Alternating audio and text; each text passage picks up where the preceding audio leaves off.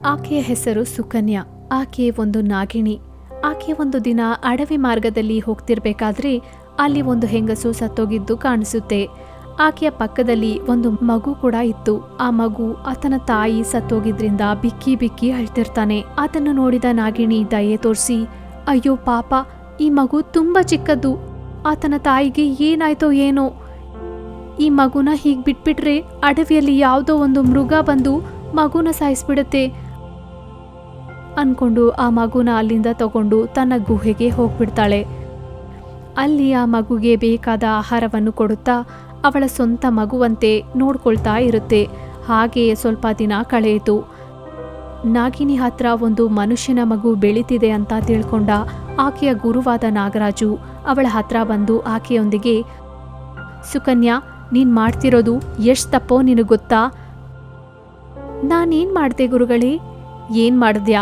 ಒಂದು ಮನುಷ್ಯನ ಕುಮಾರನನ್ನು ಕರ್ಕೊಂಡು ಬಂದು ನಿನ್ನ ಹತ್ರ ಇಟ್ಕೊಂಡೆ. ಅದು ಎಷ್ಟು ದೊಡ್ಡ ತಪ್ಪೋ ನಿನಗೆ ಗೊತ್ತಾ? ನಿಜಕ್ಕೆ ಮನುಷ್ಯ ಜಾತಿ ಹಾವಿನ ಜಾತಿಗೂ ಎಷ್ಟು ವೈರತ್ವ ಇದೆ ಅಂತ ನಿನಗೆ ಗೊತ್ತಿದ್ರೂ ಆ ಮಗುನ ಯಾಕೆ ತಗೊಂಡ್ ಬಂದೆ? ನಿಜಾನೇ, ಆದ್ರೆ ಈ ಮಗುಗೆ ತಾಯಿ ಸತ್ತೋದ್ಲು. ಆ ಮಗುನ ಹಾಗೆ ಬಿಟ್ರೆ ಸತ್ ಹೋಗ್ತಾನೇನೋ ಅಂತ ಎತ್ಕೊಂಡ್ ಬಂದೆ. ಮನುಷ್ಯರು ಏನಾದ್ರೆ ನಮಗೇನು, ಮರ್ಯಾದೆಯಾಗಿ ಆ ಮಗುನ ಎಲ್ಲಿಂದ ತಂದ್ಯೋ ಅಲ್ಲೇ ಬಿಟ್ಬಿಡ್ಬಾ, ಇಲ್ದಿದ್ರೆ ನೀನು ಸಹ ಇಲ್ಲಿಂದ ಹೊರಟೋಗು ಅಂತ ಅಂತಾನೆ. ಅದಕ್ಕೆ ಸುಕನ್ಯಾ, ಗುರುಗಳೇ, ನಾನು ಇಲ್ಲಿಂದ ಹೊರಟೋಗ್ತೀನಿ, ಆದ್ರೆ ಆ ಮಗುನ ಮಾತ್ರ ಬಿಡಲ್ಲ. ಅತಿ ಕಡಿಮೆ ಸಮಯದಲ್ಲೇ ಅವನು ನನಗೆ ತುಂಬಾ ಇಷ್ಟವಾಗೋದ. ಅವನೇ ನನ್ನ ಸರ್ವಸ್ವ. ಅವನ್ನ ನಾನು ಹೆರದಿದ್ರು ಅವನ್ ನನ್ನ ಮಗುನೇ. ಅವನ್ಗೆ ನಾನು ತಾಯಿಯಾಗಿ ಬದಲಾಗಿ ಅವನ್ನೆಲ್ಲ ಕೆಲಸಗಳು ನೋಡ್ಕೊಳ್ತಿದ್ದೀನಿ. ದಯವಿಟ್ಟು ಅರ್ಥ ಮಾಡ್ಕೊಳ್ಳಿ. ನನಗೆ ಎದುರುತ್ತರ ಕೊಡ್ತೀಯಾ? ಅದಕ್ಕೆ ಬದಲಾಗಿ ನೀನು ಶಿಕ್ಷೆಯನ್ನು ಅನುಭವಿಸಬೇಕಾಗಿದ್ದೆ. ನೀನು ನಿನ್ನ ರೂಪವನ್ನು ಕಳ್ಕೊಂಡು ಸಾಧಾರಣ ಮನುಷ್ಯಳಾಗಿ ಬದಲಾಗಿ ಮರಣವನ್ನು ರುಚಿ ನೋಡೋ ತನಕ ಹಾಗೇ ಇದ್ಬಿಡ್ತೀಯಾ. ನಿನ್ ಮರಣದ ದಿನ ನಿನ್ ಶಾಪ ಹೋಗಿ ಮತ್ತೆ ನಾಗಿಣಿ ರೂಪಕ್ಕೆ ಬದಲಾಗ್ತೀಯಾ ಅಂತ ಶಪಿಸ್ತಾನೆ. ಅದಕ್ಕೆ ನಾಗಿಣಿ, ಗುರುಗಳೇ, ನೀವು ನನಗೆ ಹಾಗೆ ಶಾಪ ಕೊಡೋದು ಏನೂ ಸರಿಯಲ್ಲ. ತಾಯಿನ ಕಳ್ಕೊಂಡಿರೋ ಒಂದು ಮಗುನ ಕರ್ಕೊಂಡು ಬರೋದು ನನ್ನ ತಪ್ಪ. ಅವನ ಪ್ರಾಣ ಕಾಪಾಡ್ಕೊಳ್ಳೋದು ತಪ್ಪ. ಪಾಪ ಪುಣ್ಯ ಗೊತ್ತಿಲ್ದಿರೋ ಮಗುನ ನಿರ್ದಾಕ್ಷಣ್ಯವಾಗಿ ನಾನು ಹೇಗೆ ಬಿಟ್ಟು ಬರಲಿ? ಆದರೂ ಏನೂ ಪರವಾಗಿಲ್ಲ, ನನ್ನ ಮಗುನ ನಾನು ಹೇಗೆ ಪೋಷಿಸ್ಕೊಳ್ಬೇಕು ನನಗೆ ಗೊತ್ತು. ಆ ನಂತರ ಆಕೆ ಮನುಷ್ಯಳಾಗಿ ಬದಲಾಗಿ ಆ ಮಗುನ ತಗೊಂಡು ಅಲ್ಲಿಂದ ಹೊರಟೋದ್ಲು. ಪಾಪ ಸುಕನ್ಯಳಿಗೆ ಏನು ಮಾಡಬೇಕು ಅರ್ಥವಾಗ್ದಿರೋ ಪರಿಸ್ಥಿತಿಲಿ ಇದ್ದಾಳೆ.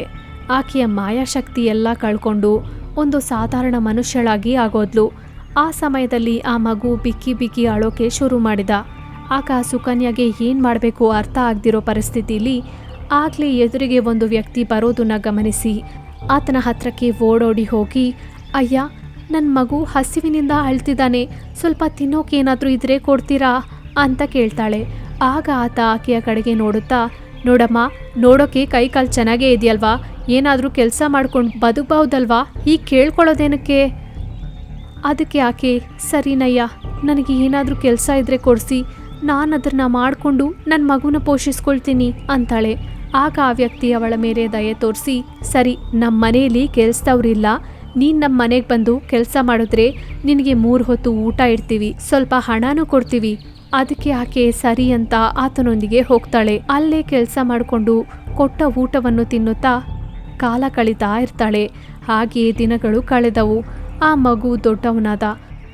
ಆಗ ಆತ ತನ್ನ ತಾಯಿಯೊಂದಿಗೆ, ಅಮ್ಮ, ತುಂಬ ದಿನದಿಂದ ಒಂದು ವಿಷಯ ಕೇಳಬೇಕನ್ಕೊಳ್ತಿದ್ದೀನಿ, ಕೇಳಪ್ಪ, ಹೇಳ್ತೀನಿ.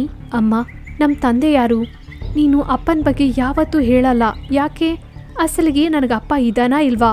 ಆ ಮಾತುಗಳಿಗೆ ಆಕೆಗೆ ಏನು ಹೇಳಬೇಕು ಅರ್ಥ ಆಗದೆ, ಯಾವತ್ತೂ ಇಲ್ದಿರೋದು ಈಗ ಯಾಕೆ ಆ ಥರ ಮಾತಾಡ್ತಿದ್ಯಾ? ಅದಕ್ಕೆ ಆತ ಕೋಪವಾಗಿ, ಅಮ್ಮ, ನಾನು ಹೊರಗಡೆ ಹೋದರೆ ಎಲ್ಲರೂ ನನ್ನ ಒಂದು ವಿಧವಾಗಿ ನೋಡ್ತಿದ್ದಾರೆ, ತಂದೆ ಇಲ್ದಿರೋನು ಅಂತ ಹೇಳನೆ ಮಾಡ್ತಿದ್ದಾರೆ. ಅದಕ್ಕೆ ನಾನು ಕೇಳ್ತಿದ್ದೀನಿ, ನನ್ನ ತಂದೆ ಇದಾನಾ ಇಲ್ವಾ? ಇಲ್ಲ, ನನಗೆ ತಂದೆಗಳು ಇದ್ದಾರಾ ಅಂತ ಅಸಹ್ಯವಾಗಿ ಮಾತಾಡ್ತಾನೆ. ಆಗ ಆಕೆ ಅಳುತ್ತಾ, ಮಗ, ಹಾಗೆ ಮಾತಾಡಬೇಡ, ಅಳುತ್ತಾ ನಡೆದ ವಿಷಯವನ್ನೆಲ್ಲ ಹೇಳ್ತಾಳೆ. ಅದಕ್ಕೆ ಆತನೂ ಸಹ ಅಳುತ್ತಾ, ಅಮ್ಮ, ನನಗೆ ಕ್ಷಮಿಸು, ನಾನು ತುಂಬ ದೊಡ್ಡ ತಪ್ಪು ಮಾಡಿದೆ. ನೀನು ನನ್ನ ತಾಯಿ ಅಲ್ಲ ಅಂದರೂ ನೀನು ನನ್ನ ಬಗ್ಗೆ ಯೋಚನೆ ಮಾಡಿ ದೇವತೆ ಲಕ್ಷಣಗಳು ಕಳ್ಕೊಂಡು ಸಾಧಾರಣವಾಗಿ ಬದಲಾಗಿ ನನಗೋಸ್ಕರ ಬಂದ್ಯಾ ಅಮ್ಮ. ಅಂತಹ ನಿನ್ನ ನಾನು ಚುಚ್ಚೋ ಮಾತುಗಳಿಂದ ನಿನ್ನ ನೋವು ಪಡಿಸ್ದೆ, ನನ್ನ ಕ್ಷಮಿಸಮ್ಮ ಅಂತ ನೋವು ಪಡುತ್ತಾ ಅಳ್ತಾನೆ. ನೋವು ಪಡಬೇಡಪ್ಪ, ಇಲ್ಲಿ ತನಕ ನಿನಗೆ ಈ ನಿಜ ಗೊತ್ತಾಗಬಾರ್ದು ಅಂದ್ಕೊಂಡಿದ್ದೆ. ಆದರೆ ಏನು ಮಾಡೋಣ, ವಿಧಿ ನಾವು ಅಂದ್ಕೊಂಡ ಹಾಗೆ ನಡೆಯೋಕೆ ಬಿಡಲ್ಲ. ಈಗ ನೀನು ದೊಡ್ಡವನಾಗೋದೆ, ಈಗ ನನ್ನ ಅವಸರ ನಿನಗಿರಲ್ಲ. ಇನ್ನು ನಿನ್ನ ಕಾಲಿನ ಮೇಲೆ ನೀನು ನಿಂತ್ಕೊಳ್ತೀಯ, ಇನ್ನು ನಾನು ಹೋಗಿ ಬರ್ತೀನಿ ಅಂತ ಅಂತಾಳೆ. ಅದಕ್ಕೆ ಆತನು, ಅಮ್ಮ ಯಾಕಮ್ಮ ಹಾಗೆ ಮಾತಾಡ್ತಿದ್ಯಾ? ಈಗ ಈ ನಿಜ ಗೊತ್ತಾಗಿದೆ ಅಂತ ತಾನೇ ಈ ಥರ ಮಾತಾಡ್ತಿದ್ಯಾ? ನಾನು ಒಂದು ಚಂಡಾಳ, ಹಾಗೆ ನಾನು ಮಾತಾಡಬಾರ್ದಿತ್ತು. ನೀನು ಎಲ್ಲಿಗೂ ಹೋಗಬೇಡ, ಇಲ್ಲೇ ಇರು. ಆ ಮಾತುಗಳಿಗೆ ಆಕೆ, ಇಲ್ಲ ಅಪ್ಪ, ನಾನು ಹೋಗಬೇಕಾಗಿದ್ದೆ ಅಂತ ಹಠ ಮಾಡಿಕೊಂಡು ಹಿಂತಿರುಗಿ ಆಕೆಯ ಗುಹೆಗೆ ಹೋಗೋದಕ್ಕೆ ಅಡವಿ ಮಾರ್ಗದಲ್ಲಿ ಹೋಗ್ತಾ ಇದ್ದಾಗ ಆಕೆಗೆ ಮಾರ್ಗ ಮಧ್ಯೆಯಲ್ಲಿ ಒಂದು ವ್ಯಕ್ತಿ ಕಾಣಿಸಿದ. ಆತ ಆಕೆಯೊಂದಿಗೆ, ಮರ್ಯಾದೆಯಾಗಿ ನಿನ್ನ ಹತ್ರ ಏನಿದ್ರೆ ಅದು ನನಗೆ ಕೊಟ್ಬಿಡು, ಹಣ ಚಿನ್ನ ಏನಿದ್ರೆ ಅದು, ಇಲ್ದಿದ್ರೆ ನಿನ್ನ ಸಾಯಿಸ್ಬಿಡ್ತೀನಿ. ಅದಕ್ಕೆ ಆಕೆ ಏನೂ ಮಾತನಾಡದೇ ಇರ್ತಾಳೆ. ಆ ಕಳ್ಳ ಸ್ವಲ್ಪ ಭಯ ಪಡ್ತಾನೆ. ನೋಡು, ನನ್ನ ಹತ್ರ ನೀನು ಕೊಡೋಕ್ಕೇನೂ ಇಲ್ಲ. ಆತನಿಗೆ ಕೋಪ ಬಂದು ಕತ್ತಿಯಿಂದ ಅವಳನ್ನ ಸಾಯಿಸ್ಬಿಡ್ತಾನೆ.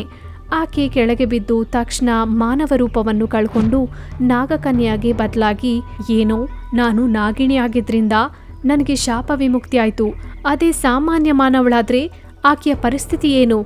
ಆಕೆ ಮರಣಿಸ್ತಾಳೆ ಅಲ್ವಾ ಅಂತ ಅಂತಾಳೆ. ಆಕೆಯ ರೂಪವನ್ನು ನೋಡಿದ ಕಳ್ಳ ಗಜ ನಡುಗಿಬಿಟ್ಟ. ನನ್ನ ಕ್ಷಮಿಸಮ್ಮ, ಗೊತ್ತಿಲ್ದೇನೋ ತಪ್ಪು ಮಾಡಿದೆ. ಆಗ ನಾಗಕನ್ಯೆ, ನಾನು ನಿನ್ನ ಕ್ಷಮಿಸ್ತೀನಿ, ಯಾಕಂದ್ರೆ ನಿನ್ನಿಂದಾನೇ ನನಗೆ ಶಾಪ ವಿಮುಕ್ತಿ ಕಲಗಿತು. ಆದರೆ ಹೀಗೆ ಮನುಷ್ಯರ ಪ್ರಾಣಗಳು ತೆಗೆಯೋದು ತುಂಬ ತಪ್ಪು. ನಿನ್ನ ಸ್ವಂತ ಕಾಲಲ್ಲಿ ನಿಲ್ಲೋಕೆ ನಿನಗೆ ಸ್ವಲ್ಪ ಹಣ ಸಹಾಯ ಮಾಡ್ತೀನಿ, ಅದನ್ನು ತಗೊಂಡು ಏನಾದರೂ ವ್ಯಾಪಾರ ಶುರು ಮಾಡು. ಇಂತಹ ಕೆಲಸ ಯಾವತ್ತೂ ಮಾಡಬೇಡ ಅಂತ ಅಂತಾಳೆ. ಅದಕ್ಕೆ ಆ ಕಳ್ಳ, ಸರಿ ಅಮ್ಮ, ನೀನು ಹೇಳಿದ ಹಾಗೆ ಮಾಡ್ತೀನಿ. ತಕ್ಷಣ ಸ್ವಲ್ಪ ಹಣವನ್ನು ಪ್ರತ್ಯಕ್ಷ ಮಾಡಿ ಆತನಿಗೆ ಕೊಡ್ತಾಳೆ. ಆತನು ತುಂಬ ಸಂತೋಷದಿಂದ ಅದನ್ನು ತಗೊಂಡು ಆಕೆಗೆ ಕೃತಜ್ಞತೆಗಳು ಹೇಳ್ಕೊಂಡು ಅಲ್ಲಿಂದ ಹೊರಟೋದ. ಆ ನಂತರ ನಾಗಕನ್ಯೆ ಸಹ ತುಂಬ ಸಂತೋಷ ಪಡುತ್ತಾ ಅಲ್ಲಿಂದ ಹೊರಡುತ್ತಾ, ಇಷ್ಟು ವರ್ಷಗಳು ಮಾನವ ರೂಪದಲ್ಲಿ ನನ್ನ ಮಗನನ್ನು ಎಷ್ಟೋ ಪ್ರೀತಿಯಿಂದ ನೋಡ್ಕೊಂಡೆ, ಆದ್ರೆ ಇನ್ಮುಂದೆ ಅವನು ನನ್ನ ಹತ್ರ ಇಲ್ಲ. ಅವನಿಲ್ಲ ಅನ್ನೋ ನೋವು ಬಿಟ್ರೆ ಇನ್ನು ನನಗೇನೂ ಇಲ್ಲ. ಆದ್ರೆ ತಾಯಿ ಆಗ್ದಿರನೇ ನನ್ನ ತಾಯಿ ಮಾಡ್ದ. ಸ್ವಂತ ಮಗುವಿಗಿಂತ ಹೆಚ್ಚಾಗಿ ನೋಡ್ಕೊಂಡೆ.